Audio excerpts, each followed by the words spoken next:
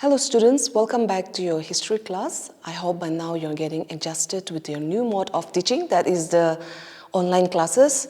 I would advise you that you make the best use of these classes during the lockdown period and improve your home tutoring. As for today, we'll be starting with a new chapter that is on a history of Buddhism, Sanchi Stupa. This is the fourth chapter in your syllabus. A history of Buddhism, Sanchi Stupa. Please turn to page number 63 for your references. This particular chapter, though it mentions about Buddhism, there will be another religion that we will be dealing in, that is Jainism. These two religions, we will be looking on the lives of the founder of this two particular religion and the teaching. But before we look into it, we will see some of the reasons why Buddhism and Jainism took birth in India.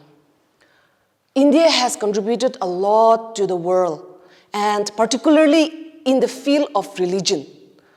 Religion like Sikhism, one of the largest religions, that is Hinduism, had its origin in India. And here today in your chapter also, Buddhism and Jainism originated in India. We will look into it, why this new religion began to grow. 6th century BC, India is considered to be a very flourishing period for India. And we will find that these two religions exploded during this time, 6th century. There are few reasons that we have to look. India during that time had a major religion that was Hinduism. And abruptly, out of nothing, from one corner, these two religions just birthed forth. There are few reasons. From the time of Harappa to the early Vedic period, and the later Vedic period, Hinduism began to emerge, and you will find that the only religion that was noticed during this time was worshipping of idols and important gods that we have mentioned in the last chapter, that is in Harappa. Now here, in the early Vedic period and the later Vedic period, a number of changes took place. Hindu religion was no longer becoming a very simple religion, but it was becoming very complex, and it was becoming very expensive. The primary cause why these two religions emerged in the 6th century BC, the first important primary cause was because of the emergence of a number of new gods. These new gods, for example, the older gods we have seen was like Shakti, Mahadevi, but now a number of superior gods and smaller gods that was becoming more began to emerge. This made the people, maybe the population, to find it difficult to worship different gods at one time. Second important reason was the dominance of the priestly class. Hinduism without a pujari or a pandit becomes very difficult. And this dominance of the priestly class began to emerge from the early Vedic period till the later Vedic period. During this time, it is said that in Hinduism, there was a priestly class called the Brahmins or the Brahmanas. They were solely responsible for carrying out all the religious practice for the Hindus. Now, as I've mentioned, Hinduism was not becoming simplified. It was getting very complicated. And this class of Brahmanas, a kind of greed began to encrypt into their nature. For example, to perform a puja, some puja, it is mentioned that sometimes it required 16 to 18 Brahmanas to carry one puja, which carried on for a few months, which was very expensive and could be only carried on by the richer class. So this kind of practices, which was becoming complex, long and very expensive, did not attract the lower or the poorer section of the Indian society. Another point is that here, there was a class of pujaris, they were called the hutaris, who carried out a lot of pujas. They began to expect gifts and money in terms of gold or in terms of precious things from those who needed the pujas. And this, instead of becoming a gift or the dakshina, it became more like a payment for the work that they carried out. The third primary cause why these two religions emerged was because we will find a very important point that is called the Jatruvarna. Here, India, if we look at India's society, early society, India has a caste system. In the beginning, early period, in the early Vedic period till the later, actually this Varna system was not defined as a caste system, but it was defined more as a professional class. Or in other words, it was known as Varna Dharma. There were four classes in the Varna system in the early period. One was the Brahmanas, they were the religious class. The other was the Kshatriyas, which included mostly the rulers, the administrators. The third was the Vaishyas, who carried out most of the business transaction and larger agricultural activity. And the last class was called the Sudras. This Sudras was the lowest group where they carry out the lowest profession. The division of this Varna system was based on profession. It was only in much later period when with the passage of time, this particular Varna system became a caste system. Originally, it was a professional division. Now, the Sudras, they were the lower group of people who carried out the lower professionals, but there was also another group called the untouchables. Untouchables. And in these untouchables, this was considered to be the most lowest class of the Indian society from that period onwards. The untouchables included like a group of people called the Chandalas. The Chandalas, they usually live outside the city. They were not allowed to live inside the city. They did menial and dirty works like scavenging, burning of dead bodies, and doing selling of liquor, or they carried out most of the unwanted works. So they were called as Chandalas or the untouchable. Untouchability in India continued till the 1940s, and we give credit to Gandhiji also, who had made a great impact in removing untouchability once and for all in our modern India today. Now, so with this division of the Indian society into four groups, the later Vedic period here, this group of people, they thought that they were the only people between the direct link between the group of worshippers and God. So there we see a great dominance of the priestly class, which they indirectly began to develop some evil practices. All these factors led to the emergence of a new type of religion, which Jainism and Buddhism preach. These two religions were very simple: no idol worship, no pujas, no yajanas. They did not believe in luxury, but in simple thinking, and they had a simple belief. The next point we will see here is on the growth of Jainism and Buddhism. The concentration of the growth of this religion, the concentration of the growth of these two religions happened in one place, that is Bihar. When we talk about Bihar, we find it or something a little backward comparatively in the modern age, but Bihar gave birth to these two religions.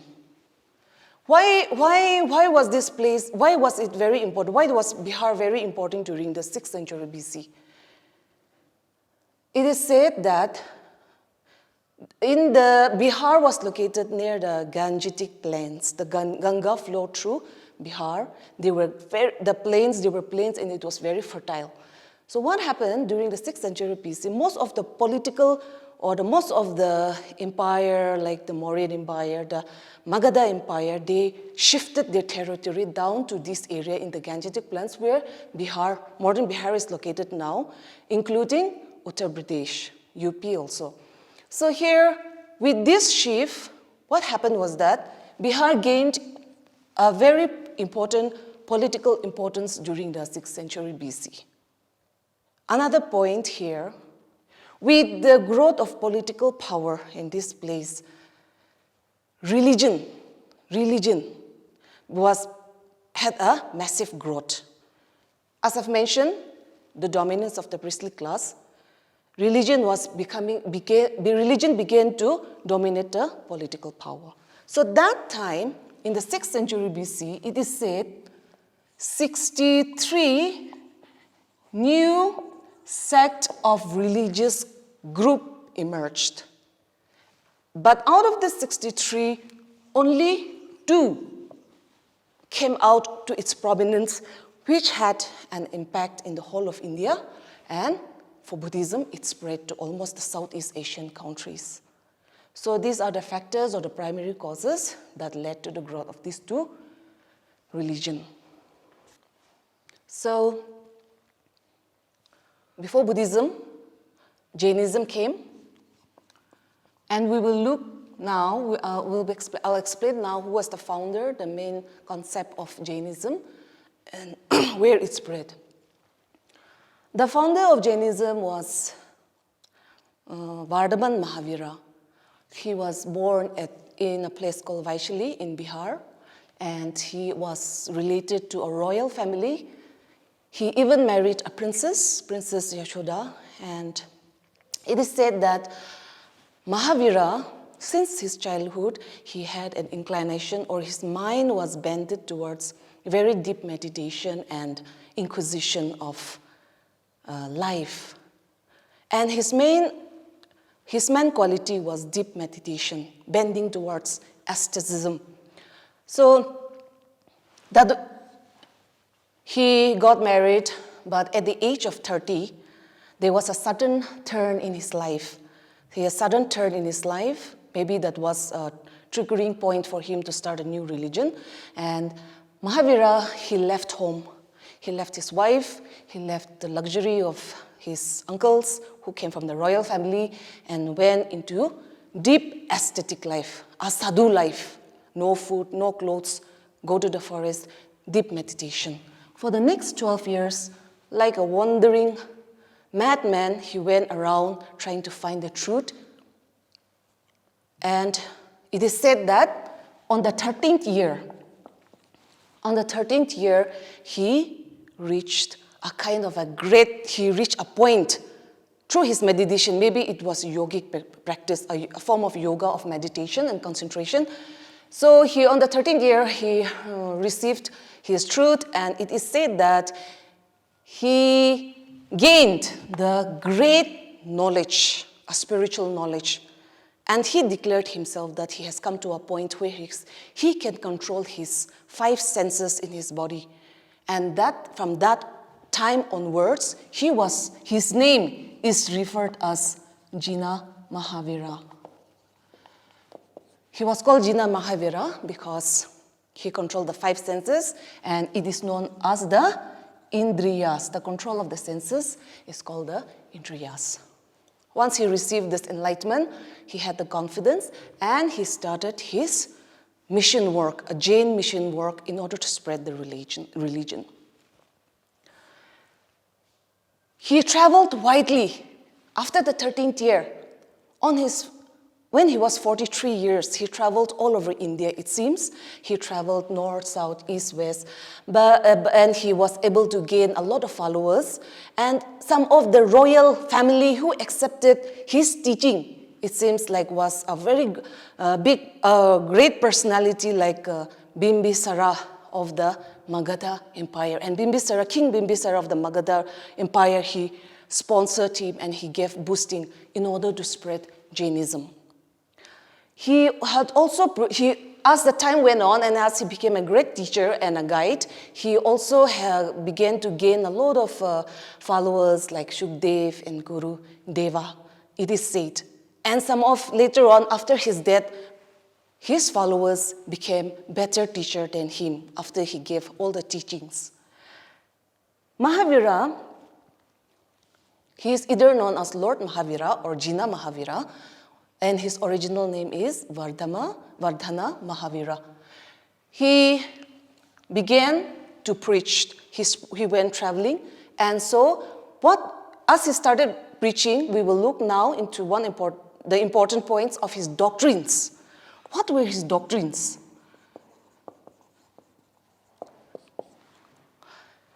To give you a brief idea, Mahavira was an extreme teacher. He preached of too much of high severe penance or asceticism, and he preached also of severe ahimsa, non-violence. There was no middle path. Unlike Buddhism, unlike Gautama Buddha, he preached a middle path. But Mahavira, he had two extreme corners, and we will see his doctrines right now. Doctrines. His doctrines included beyond worldly pleasures. Here, in his teaching, in his doctrines, he gave 5 doctrines. The 5 doctrines were not to injure life, not to steal, not to tell lies, not to possess any property, bear, came naked through the mother's womb and will go naked. That was his concept. And fifthly, he preached about total chastity. That is called brahmacharya. Brahmacharya means not getting married and having a chastised life. That was the 5 doctrines that he preached. Besides that, he gave a teaching. His doctrine included the teaching of the 3 Ratnas. The 3 Ratnas is the 3 jewels, known as the 3 jewels of Jainism. That is called the right faith, right action, and right knowledge. Based on this doctrine, his teaching began to expand. However, Mahavira did not believe in the existence of God. He did not believe that there was a God. He just believed on humanity and controlling the senses. But unlike Buddhism, Buddhism did not believe in the existence of soul. But Jainism believes that there is a soul, not only in the living being, but also even for the non-living. So this was the concept or the doctrine that he initiated. According to Mahavira, his other extreme teaching was a person who wants to be a Jain or someone who wants to follow Jainism can reach the highest noble, the extreme point, that is one can die by starvation, not eating, or another is by committing suicide, which was an extreme teaching that he propagated, but this concept is not followed today. It was a teaching that had it in the beginning when they had severe penance. The other concept is on ahimsa. Ahimsa, the concept of ahimsa was adopted by the Indian political freedom fighter in the modern India, like Gandhiji, which was one of Gandhiji's main principles in his freedom struggle from the hands of the British. So in this ahimsa,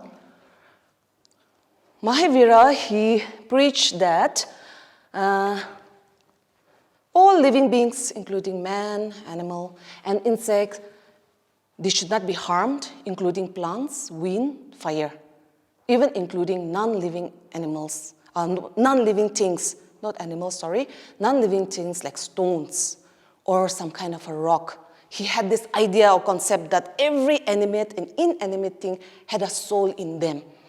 And so this was the teaching that he gave in his concept of ahimsa. So today you will find that a group of Jains, even today, following his ahimsa, they wear masks to cover their nose and mouth anywhere or anytime they go, especially during their religious parade in the street also, saying that the bacteria should not get inside the mouth, otherwise it will get killed. That was the concept that is given through ahimsa.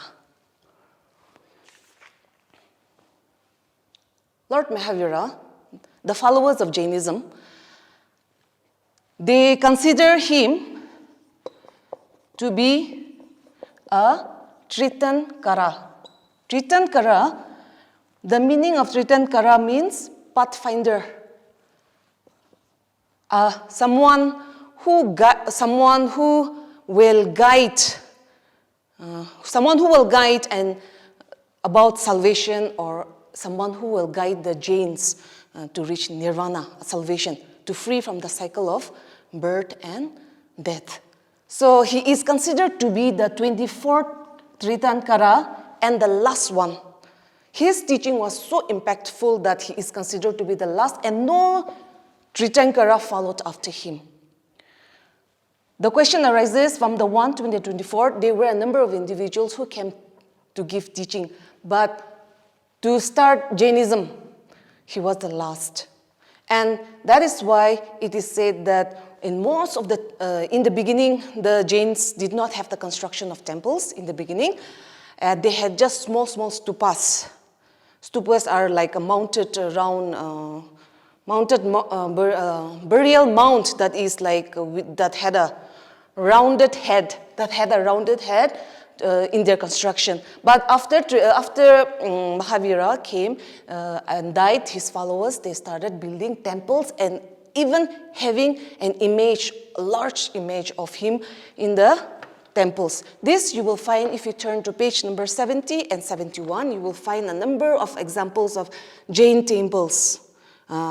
It's a black and white picture, but still you can have a clear idea, you can have an idea of how the Jain temples look like.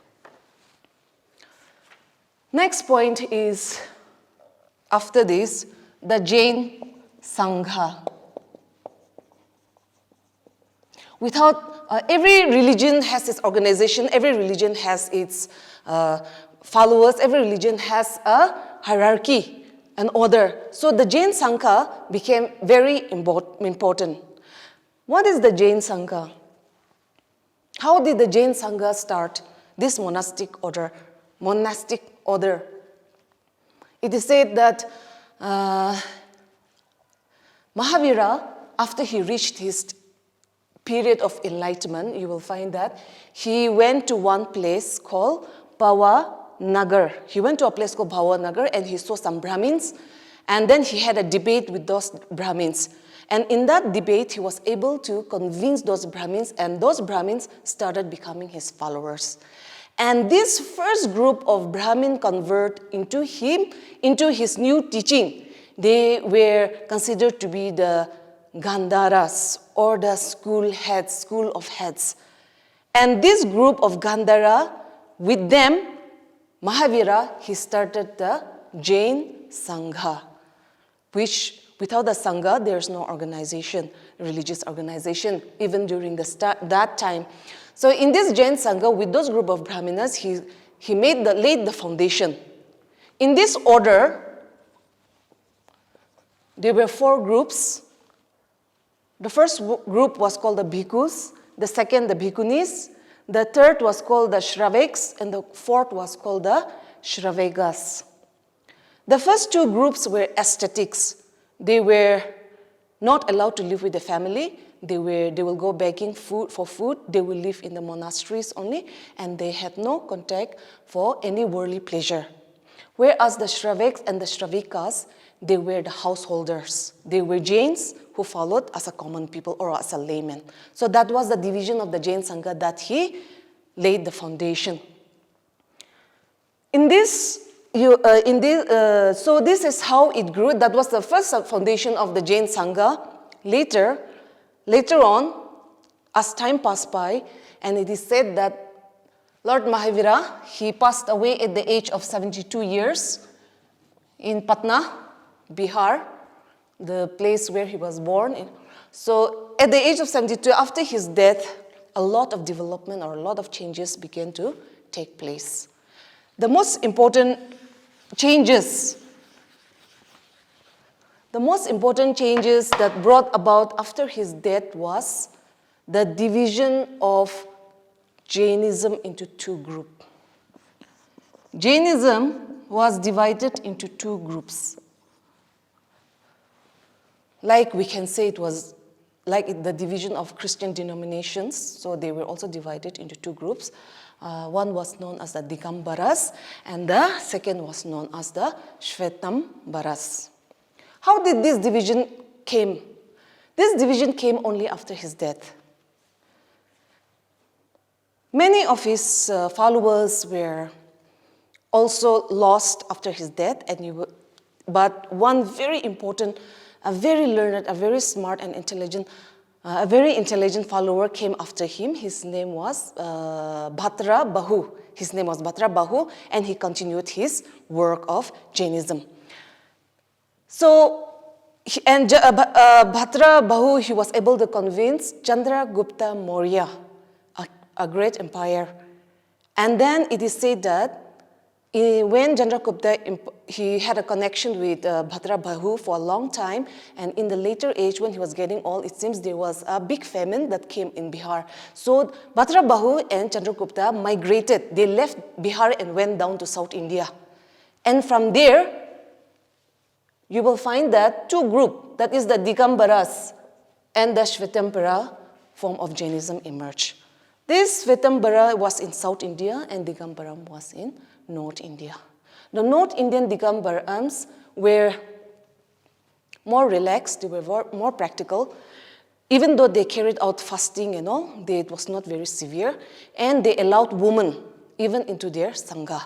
Whereas for the Shvetambaras, the southern Jains, they were the orthodox original Jains that Mahavira originated, or that Mahavira preached or initiated.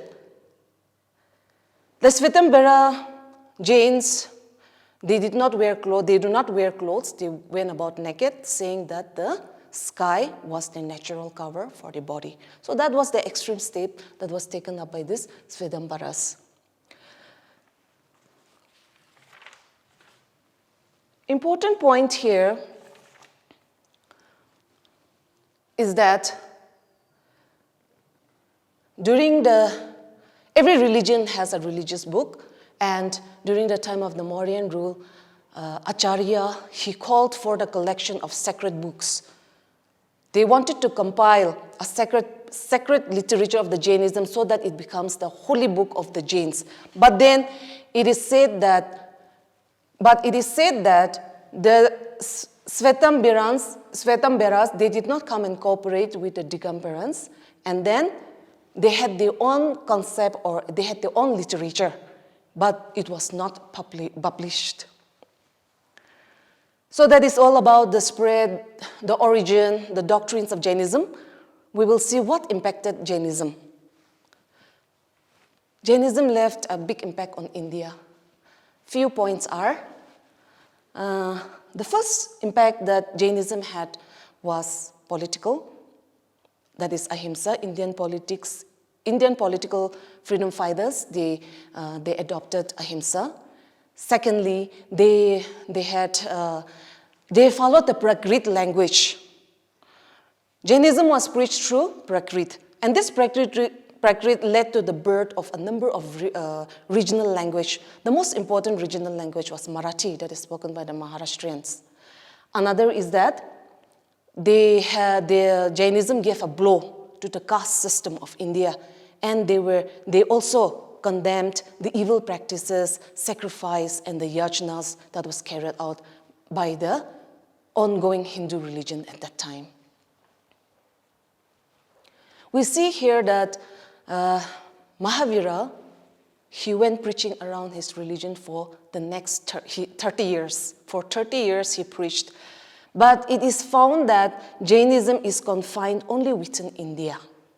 The places where Jainism spread were in its place of origin, that is Bihar, and Bihar and some parts of Uttar Pradesh.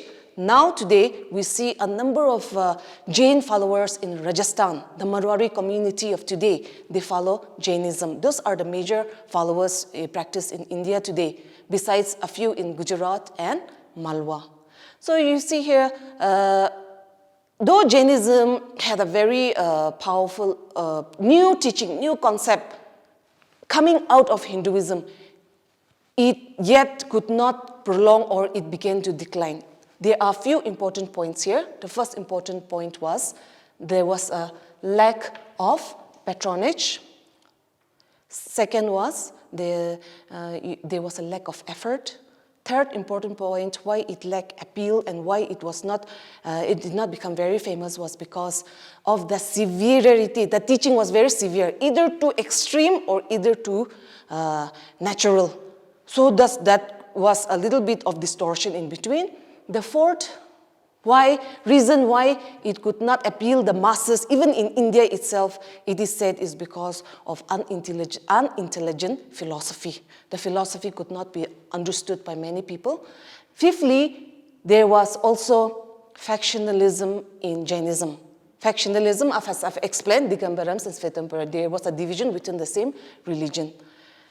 Another point why it began to decline was also because that time when Jainism was emerging,